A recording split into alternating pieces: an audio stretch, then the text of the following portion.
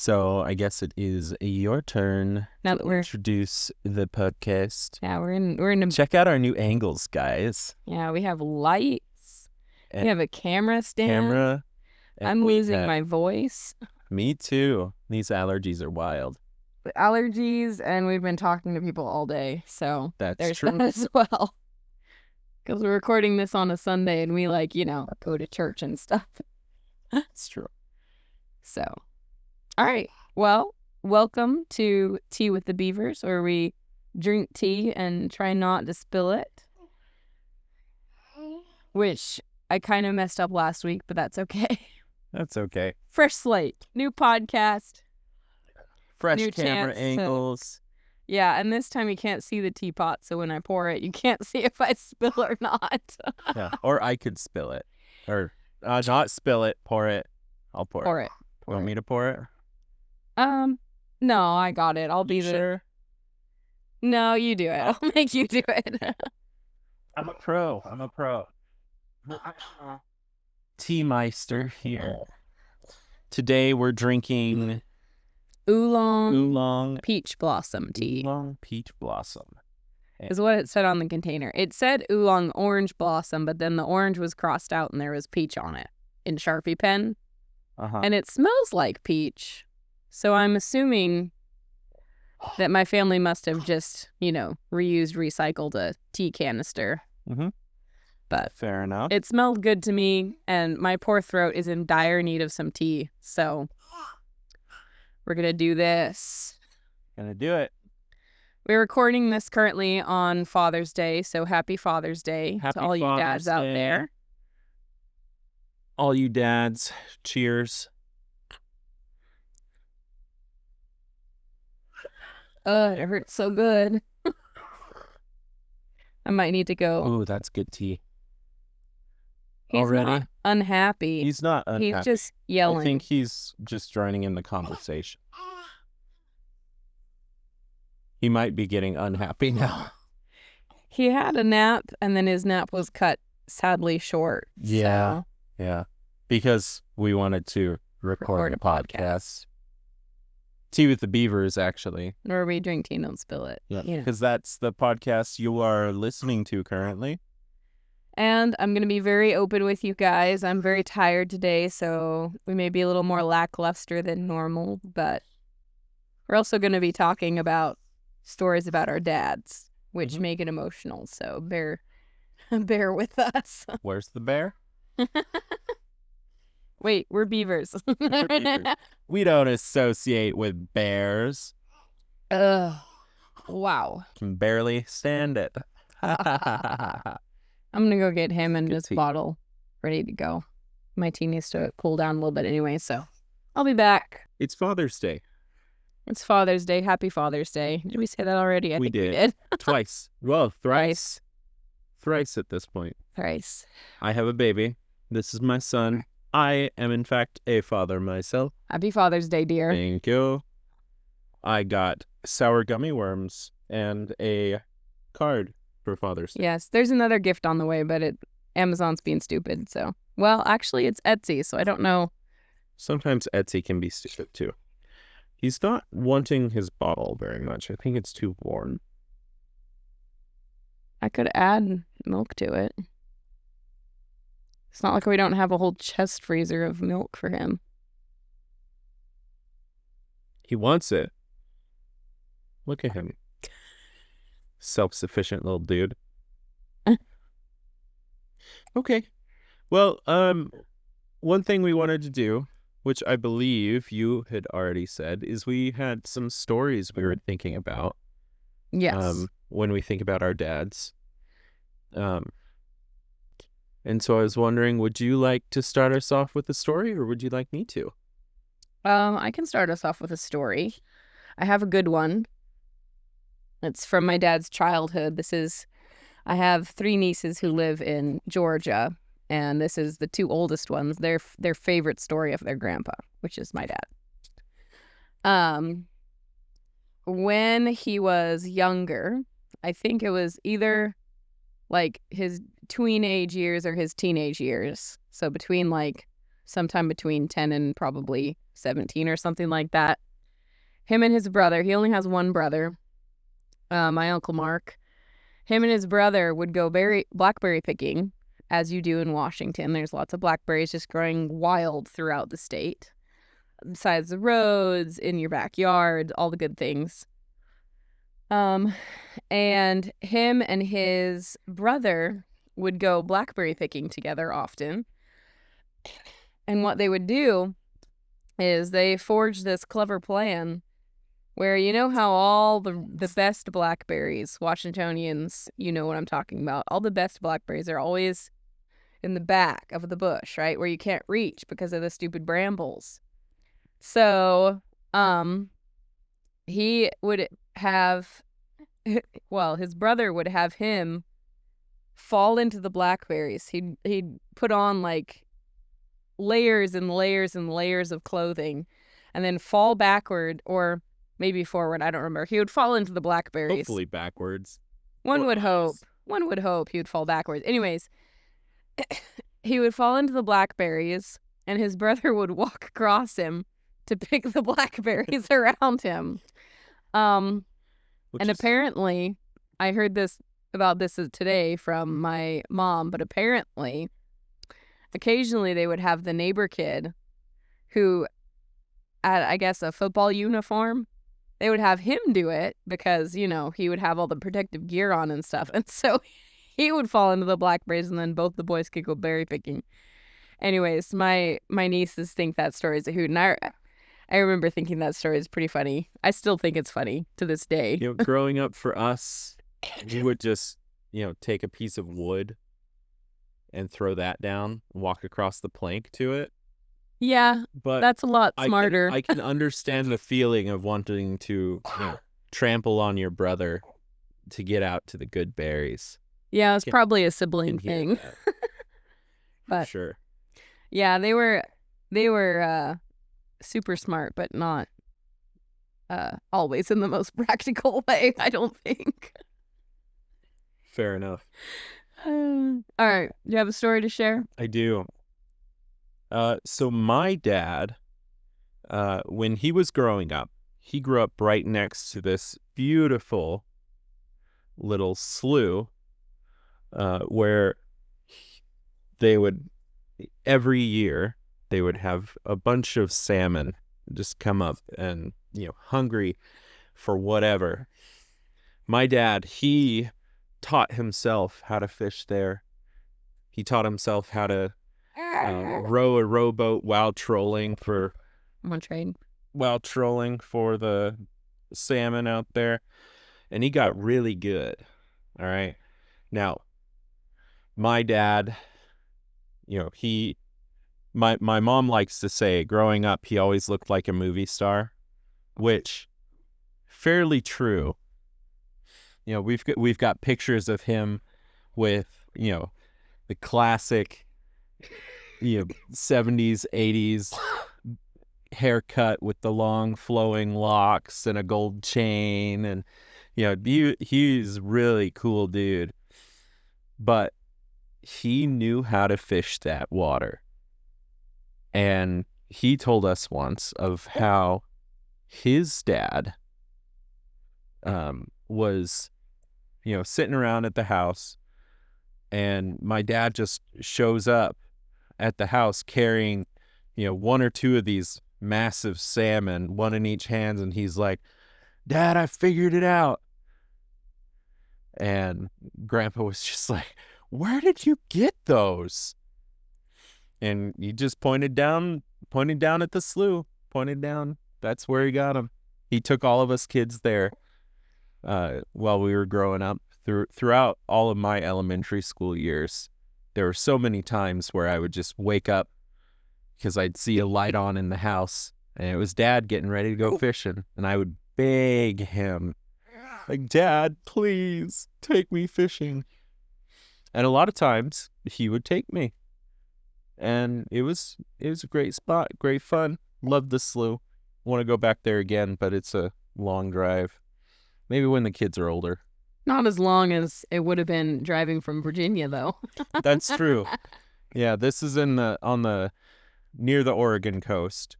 6-7 miles in from the Oregon coast where this was, and I hope the fishing's still good. I don't know.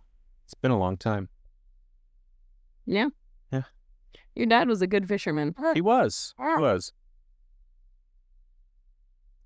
still remember seeing pictures of him fishing inside your house and being like, wow, that's a really impressive fish. Oh, yeah. He would have these like massive, what are the flatfish called? Halibut.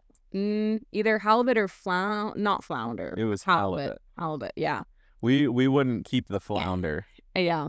Anyways, there was one picture I remember in particular of him and two of his boys. I don't know if you were one of them or not, but there are two of you boys. I'm sure I was there because Yeah. I think I know the photo you're talking about. And there's just these 3 huge halibut, just like bigger than my entire body, probably. Just massive fish. They get really big. And I was just like, oh my word. It feels like you're reeling up a barn door.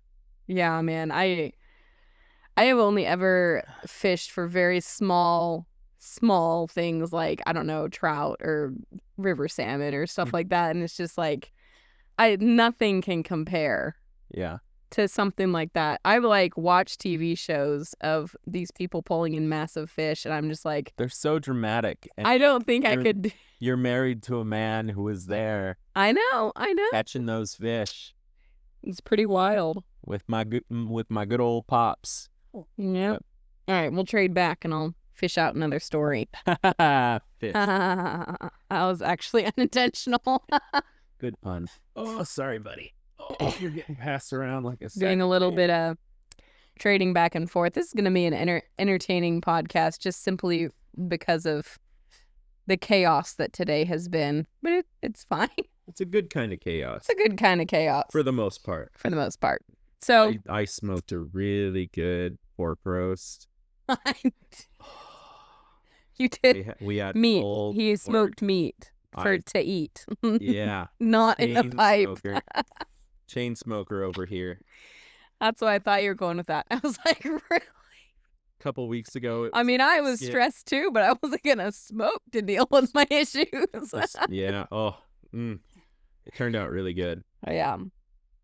Another story I wanted to share was my dad has always been really good at reading aloud to us kids. And one of the many reasons why our family has grown up and become such avid readers is because our dad would read to us when we were all a lot younger. Now he doesn't quite so much, but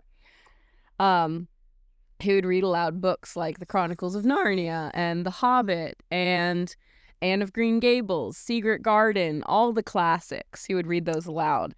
And he always had very specific voices that he would do for certain characters. And one book in particular, Watership Down, it's like one of those books where the narrator does such a good job that every time you read that book after hearing the person read it out loud, you hear it in their voice. So like, for example, this is kind of random, but like Gollum from Lord of the Rings, so you're always going to hear his voice and Andy Serkis's voice, the person who voiced him on the movies. And for us kids, that was Bigwig, a character from Watership Down. He would use the voice of like an impersonation of the voice of John Wayne, the old country actor. Everybody knows John Wayne. Oh, yeah. Yeah. And he used an imitation of that voice for the voice of this character. And every time I read that book now, I hear that character with Dad's voice. And I will never be able to recreate it properly as a woman.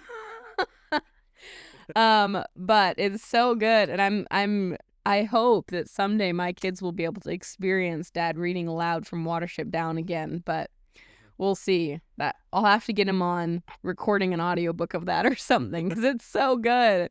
He's so good at it, and I want to treasure that forever, you know. Anyways. Yeah. for us, my dad also read some books to us. He would occasionally pick up a Hank the Cowdog book, which, if you know, they are so funny, very entertaining books. And we would just kind of sit around while Dad would make up all the characters as he went. Dad didn't, put too much theatrics into it, but he had a really good voice for reading those books. I hope my kids someday will be like, you know what my mom did really well? Read aloud to us. Oh, goodness sakes. No. Poor little guy, having a hard time. He's just mean mugging me like I tried to drown him over here. I'm sorry. Oh, you're out here smiling about it.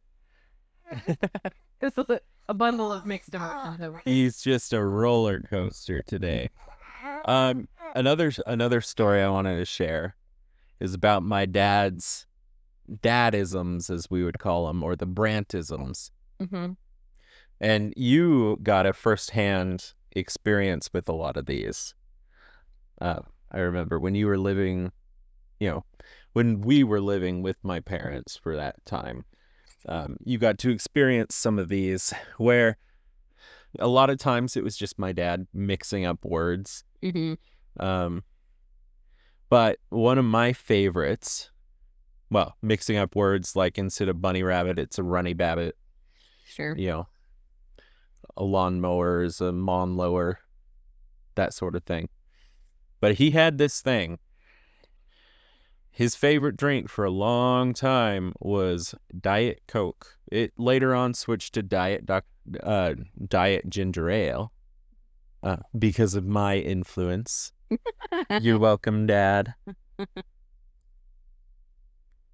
But he was a man who could burp.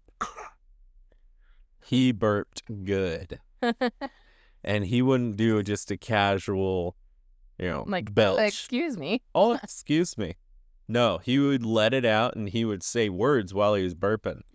And the classic one for him was always, horse barf ribbit, while he's burping. Yeah, I always would hear just the ribbit part. I don't think I got... Ribbit. Yeah. I just caught the tail on it. If he only had a short burp, it would be ribbit. Okay. But for the good ones, the real good ones, it's horse barf ribbit.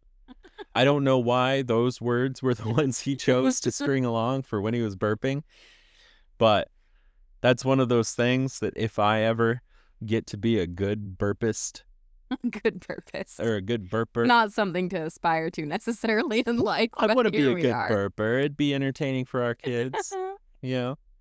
Horse barf ribbit. That's probably what I'll be saying too. Yeah. Yeah. Oh. You want me to keep going? Yeah, do another one of yours. You might as well. Okay. So far, you guys understand that my dad, before he passed, sadly, we lost him in October of last year. He looked like a movie star. He had a great voice for reading books. Good sense of humor. Great sense of humor. He was a little grumpy at times, but still a great dad. Mm-hmm. He had, the kind of faith that I desperately want to have.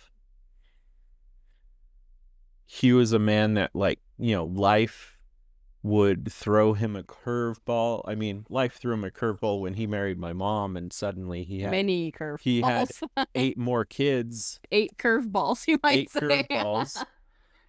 And he took us in all as his own. All of us kids, as we grew up, when we, turned 18, we would take his last name. We like to say that we adopted him into our family. But his faith in the Lord and his faith that God was going to make everything okay is one of those things that I, like I said before, desperately want to have in my life. That's a legacy that I want to pass down to our kids. And he knew, when I was going through really dark, really hard times with my surgeries that I've had. I've had a lot of surgeries. And my Another story dad, for another day. another story for another day. But he would be there, calm, cool, and collected. I only saw him get really angry a few times in my life. But all the other times, God's going to take care of you. You're going to be okay. You're going to get through it. It's going to suck. And you've got to embrace the suckiness sometimes. And that's something that I really clung to a lot growing up. And I think my and my younger siblings can all agree that the faith of that man was so pivotal in all of our relationships with God. And I'm sure you have similar your dad's a pastor. We'll get to that. That's the next story. But anyway. Yeah. Love my dad. Yeah. And we miss him a lot. We do. Yeah. He's doing so good right now. I feel like you should keep going. You want me to keep going? Yeah. Okay. My dad has great faith. My dad was like a super strong dude. I thought you were going to tell the KFC story. Oh, the KFC story. Should I? Yeah, the ones where after every surgery. Okay. Well, I've got a couple more. I could talk about my dad all day. He's a great guy. That's what this podcast is for. I mean, we don't have all day. No, but you got time. You got time. Okay. So every single surgery that I had, my dad would be there. Sometimes my mom was there, but a lot of the times mom was taking care of the house, taking care of the rest of the kids. But dad would be there when I go to sleep, and when I woke up, he would be, right there, the first person that I could remember. And when I finally got to leave the hospital, sometimes quicker than others, he would like to take me to KFC. Yep. And my most recent surgery, happened, I think it was 2 weeks, 3 weeks after Dad passed away. And I just, I needed to have that again. So I convinced my wife to take me to KFC straight after the hospital so that I could, continue that tradition of me getting cut up and then high on painkillers and eating some deep fried chicken and mashed potatoes. That was some of the most fun bonding experiences I had with my dad. Yeah. I was sitting there, hopped up on drugs. Just chicken. me being hopped up on drugs, eating fried chicken. I bet you had some really interesting conversations that he only knew about and you didn't. Well, one thing I've noticed is when I'm recovering from anesthetics, I don't really talk that much. Which I'm sure my dad appreciated, because all growing up he would call me a motor mouth. Which is true. Which is true. I was a motor mouth. I talked a lot. I sometimes do still talk a lot, but I'm more selective with who. Don't you laugh at me. More selective with what I talk about, I guess. So, my dad is a pastor. What? And well, not everybody will know that. Most people do. Yes. Most people do. My dad is a pastor, and so that means I grew up a pastor's kid. And the whole joke, of pastors' kids, be careful or you'll end up in a sermon illustration, definitely happened to us a lot. So we would always, anytime we misbehaved, Mom would be like, "Hey, watch it, or Dad might use you in a sermon illustration." Sometimes he did, and we were like, "Oh my goodness, no."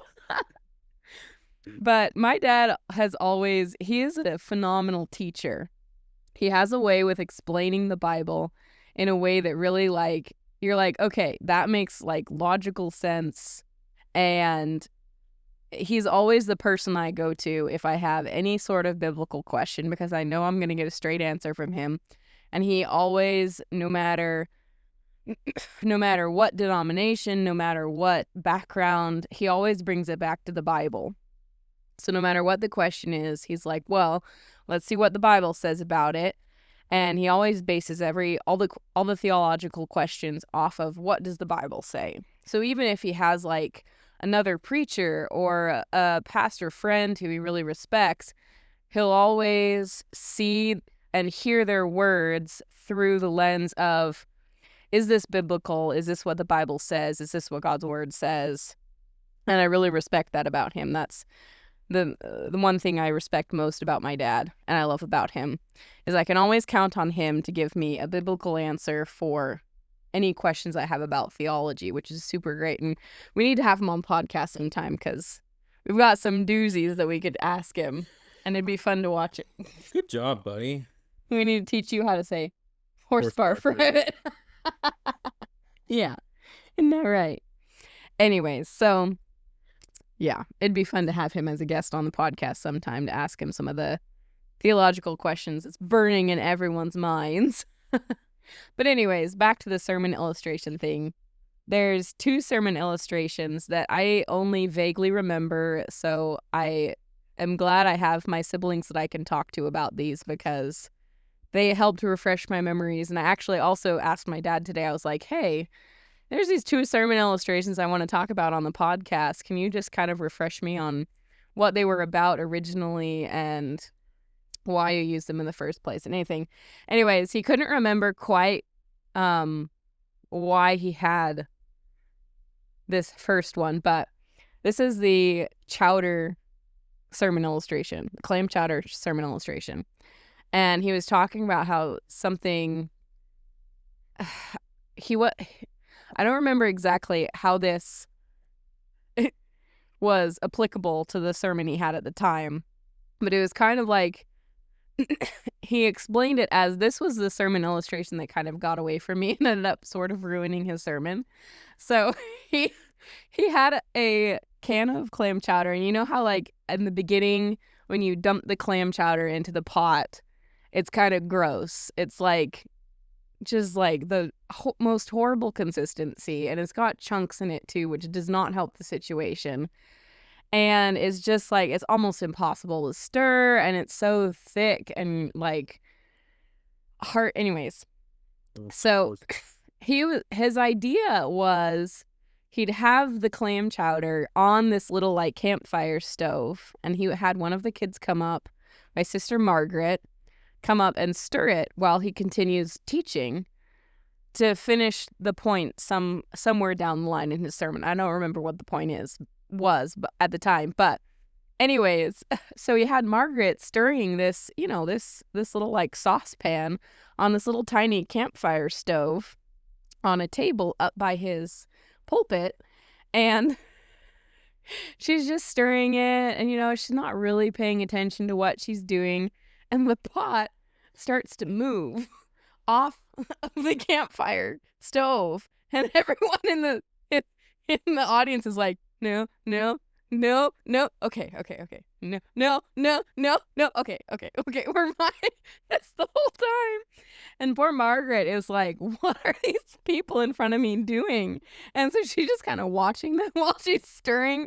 And eventually she kind of notices that the pan is starting to get off. And so she moves it, and then she keeps stirring, and her mind starts to wander, and the people start going crazy again. And then she's like, oh, I should fix it. And so this goes on for the rest of the sermon.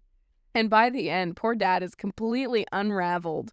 And it's just like, I don't think he even remembered what he was talking about to begin with, but he must have somehow figured it out and re-put it back together again. But I'm just like, I wish I remembered better that sermon illustration, but I only remember it very vaguely, because I was probably, drawing a picture or something and not even paying attention at the time. But, that's how it is.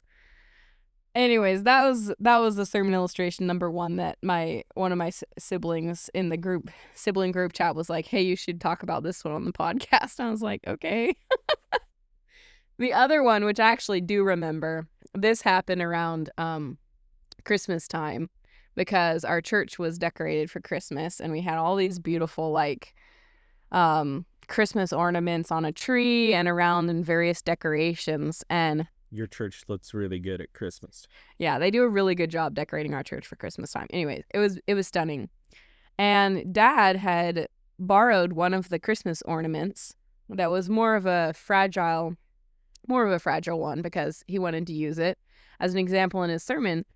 And he was talking about how, you know, like this is what our world is like. It's so beautiful on the outside and it's so shiny and like, ooh, so pretty, so pretty.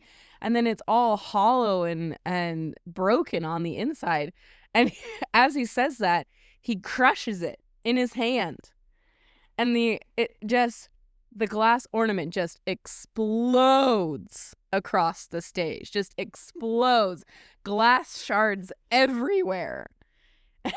And my dad is like, I gotta keep the show on the road. So he keeps preaching through this. And as he continues to preach, he feels like a shard of glass in his palm.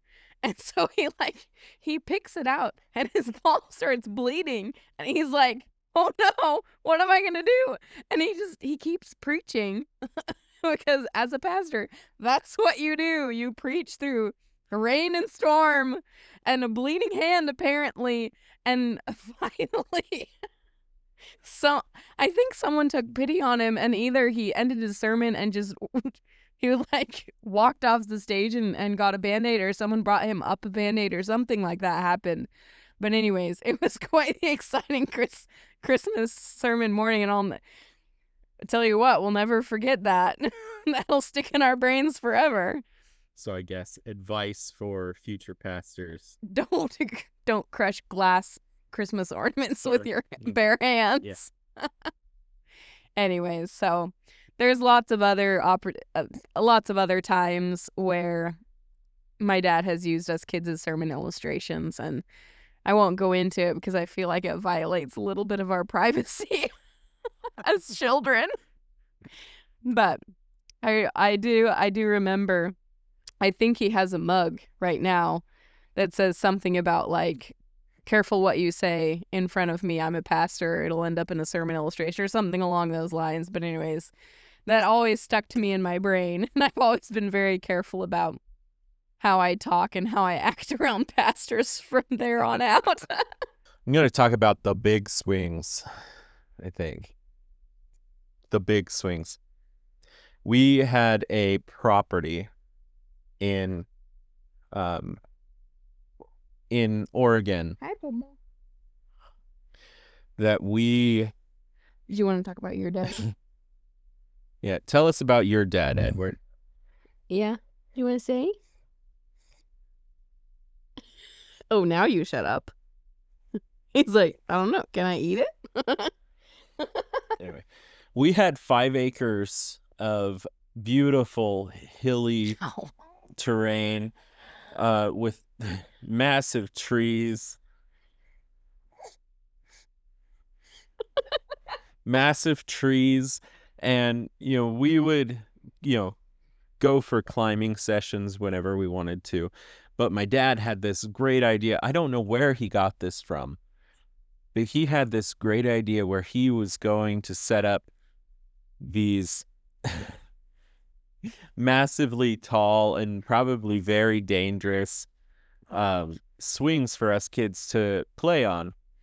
But the best one I can remember, he found these 2 trees perfectly lined up where there was a hill on one side, a flat spot where the road was, and then it dropped down some more.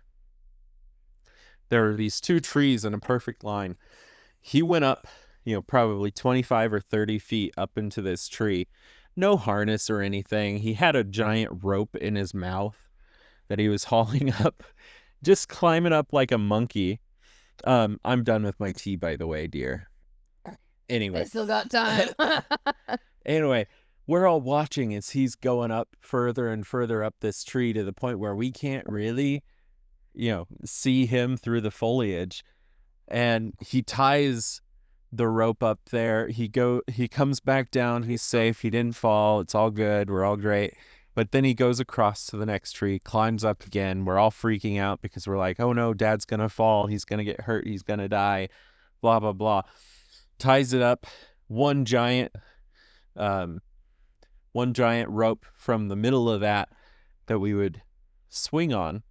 And we would just clamber up this hill, climb up onto this, 6 or 7 foot tall stump up on this hill with the sheer drop down that would, swoop us up. And we all learned how to, well, not me, my older brothers. They learned how to time their swing just right to where they could do, a Tarzan swing like on a vine. They would go off of the stump, swing wide through the valley, and jump off. He's so enthralled with your story. They would just jump off of the swing, let go completely, fly through the air, and grab onto this young maple sapling. And because it was that way, a young maple sapling are very bendable. They would jump off, catch it, and then it would bend all the way down to the ground very gently for them to dismount. I know, it's very cool. Now, though, I tried it a couple of times. I think it worked once. It's one of the times you almost died. One of the times I almost died because there's more than one sapling you can grab onto. And I grabbed the wrong branch, and it was dry and splintery. And I caught that. I'm a big guy. I've always been pretty big. I grabbed that tree, and as I realize it's the wrong one, it snaps, and I fall, 12, 15 feet down to the ground, flat on my back. The air is out of my lungs. I am just gasping. But you're fine. You're alive now. I'm fine. I like to think that my guardian angel has been working overtime my entire life. Yeah, Poor man. guy. Your guardian angel's gonna breathe a sigh of relief once you finally die. my dad liked us to have a lot of fun. Yeah. And another one of the fun things he did, which was started by me, I'll say. I loved building tree forts. We had a lot of scrap lumber from different construction stuff, and I stole it and built a tree fort. FDA approved. Well, there was another time when I almost died, but I can talk about that later. Well, I'll talk about it now. Our sincere apologies to the YouTube audience, as it is at this moment that our battery has died. As we know, you will all very much miss our beautiful beaver faces. Please enjoy these videos of other beavers as you continue to listen. Thank you. I built a harness because I decided I don't like falling out of trees because of falling out of other trees. I built a harness out of an old piece of rope. You'd think he was a beaver or something. I got up really high. Well, not really high. It was like 14, 15 feet. Too high. I'm up there with a drill, screwing in these bolts to put the platform in. My parents don't know that I'm doing this.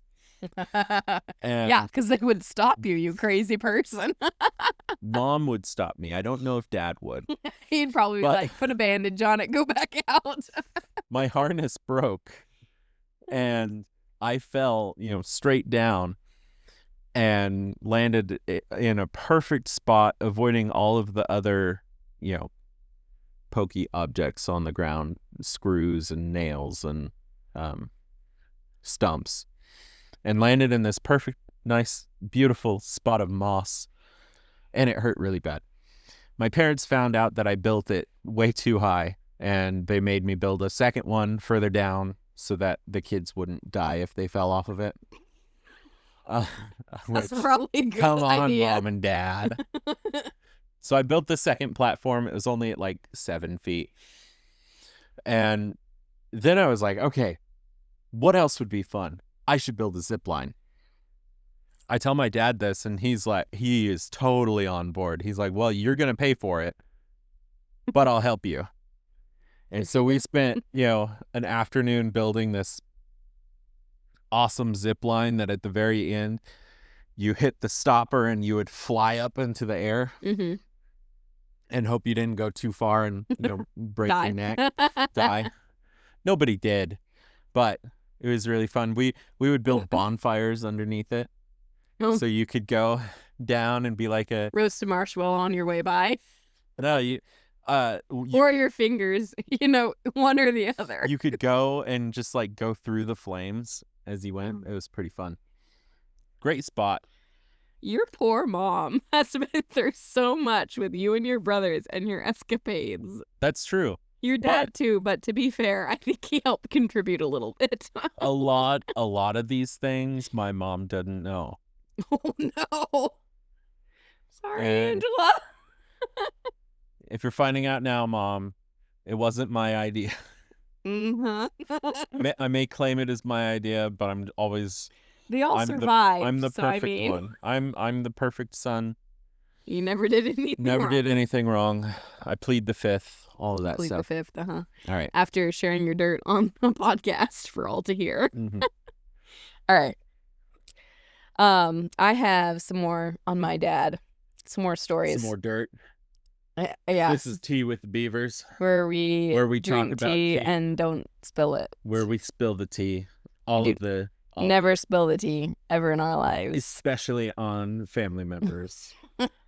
Anyways, one of my favorite things about Dad, and I'm sure many other people like this about him too, is he tells the best jokes and the best stories. And his jokes are also stories. He would have like these super long-winded jokes where he would get into the joke and start telling it.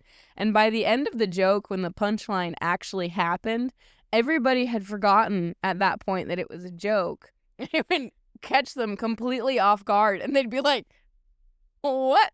And it would be something super dumb, like the dumbest punchline. But because the story of the joke was so good, it was like, that's what made it funny.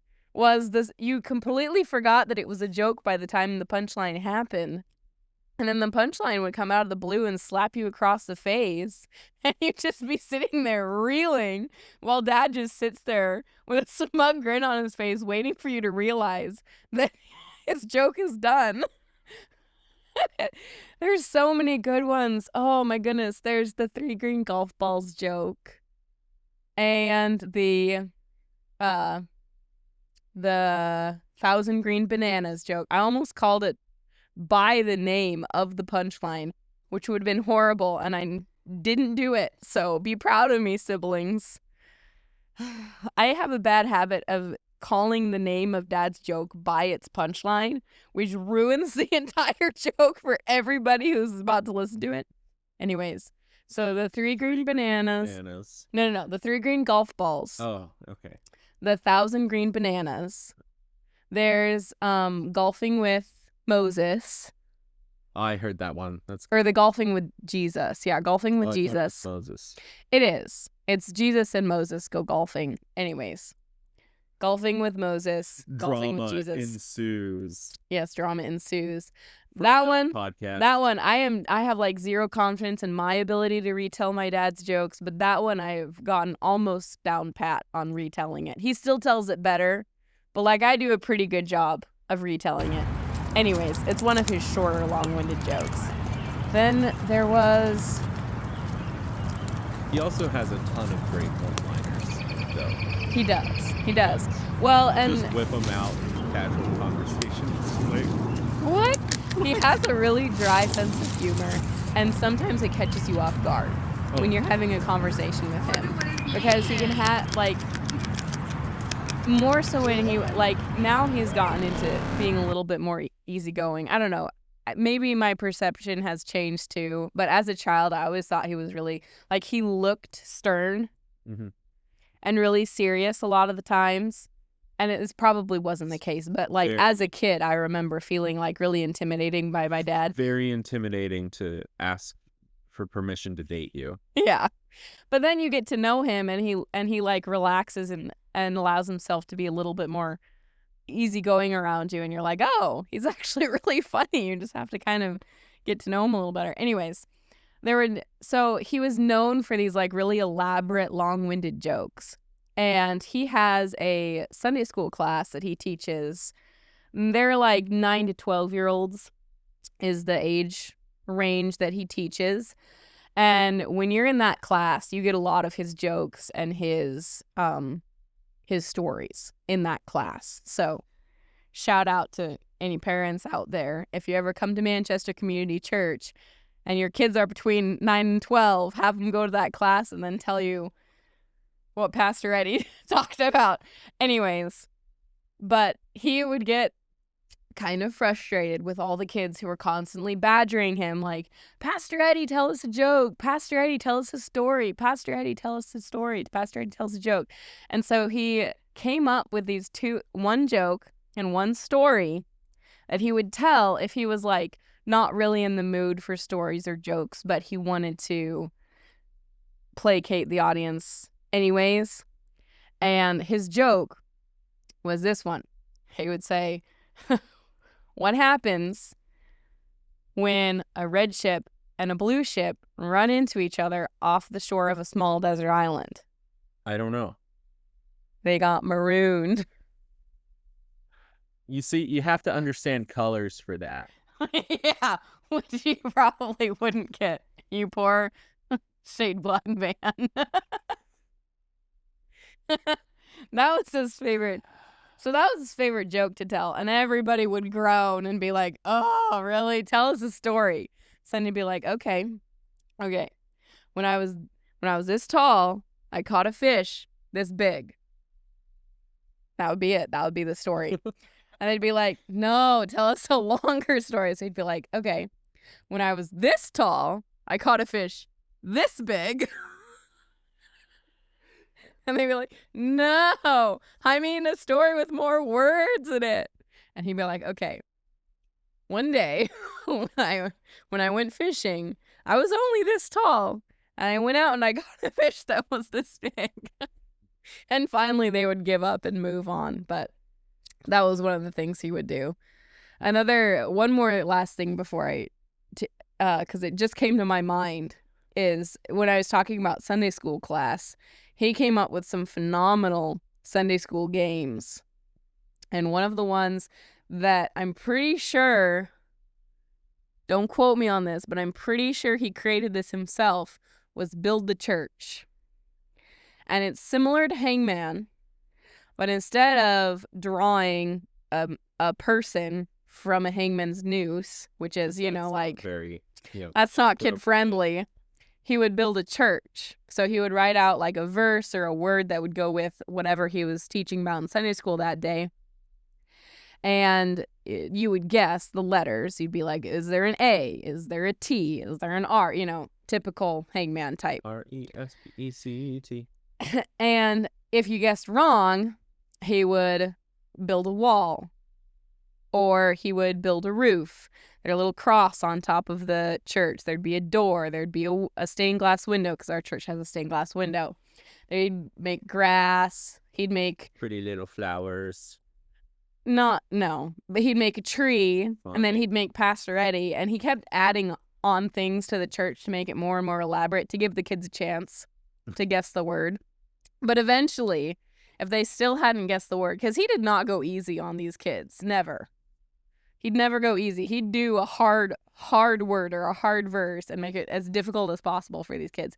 Anyways, by the end, if they still hadn't been able to guess the word or the phrase or the verse, he finally would be like, "Well, Pastor Eddie wins," and he'd award himself a piece of candy. Because at the end of every month, he would have Candy Sunday. And I don't know if he still does this or not, but that would be like his game Sunday. So he would teach Sunday school, and then at the very end of the month, he would have kind of a review week, and as kids like answered questions correctly, won games, he would team them up and do Bible Jeopardy and sword drills and all kinds of stuff. And as they did things correctly, he would award them pieces of candy. And so if he ever won a game, he would award himself a piece of candy and eat it in front of all of the kids, and they'd be like, "What?" So offended. Anyways, that was the other thing. Yeah. Do you have any more stories? Tired. Well, I mean, of course you do, but we both, as you can tell, we both really I'm out of tea. my My voice out hurts of so bad. Beaver's podcast where Tea and we don't drink tea and spill don't it. spill it. It was a good tea though. It was a good tea. But as you can tell, my wife and I, we both definitely won the lottery, so to say, with our dads. And, we texted each other a list of the different stories that we wanted to tell about our dads. And I think it would have taken, 4 or 5 of these episodes to really get very far along into the list at all. Yeah. Well, and it's like as we tell stories, more stories are More coming stories to mind. come up. Yeah. And that's a big problem that I had when my dad's memorial service was, we all shared a story about our dad. And as I'm up there talking, it's like I could talk for hours about the different, interesting things that my dad did or said, or, wonderful things that he's done for us. And I, strongly believe all of my siblings would feel that way as well. Oh, yeah. And I mean, even you with your dad, I mean, same way. Like we could talk about our dads forever. Yeah. But on the same hand, we know that that's not the same for everybody. And for those of you who don't have great relationships with your dads, it can be kind of hard to hear from people who have wonderful relationships or had wonderful relationships with their parents. If you have, be the dad you want to see in the world. Yeah. No. I want to encourage you guys, kind of. if you have a good story or a good anecdote that you want to share with us about your dad, Do it. Share it in the comments below. We read all of the comments. We do. All 2 of them that are us commenting. Yep.